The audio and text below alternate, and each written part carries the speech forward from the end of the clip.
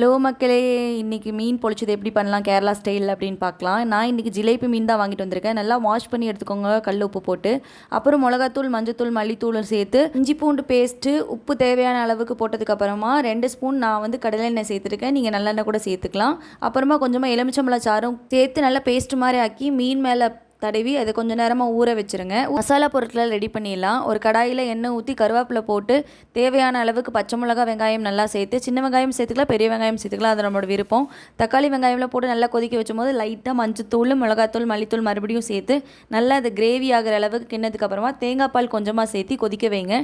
கொஞ்சம் தண்ணியாக இருந்ததுன்னா கொஞ்சம் நேரம் கொதிக்க வைங்க கெட்டியாகிற அளவுக்கு.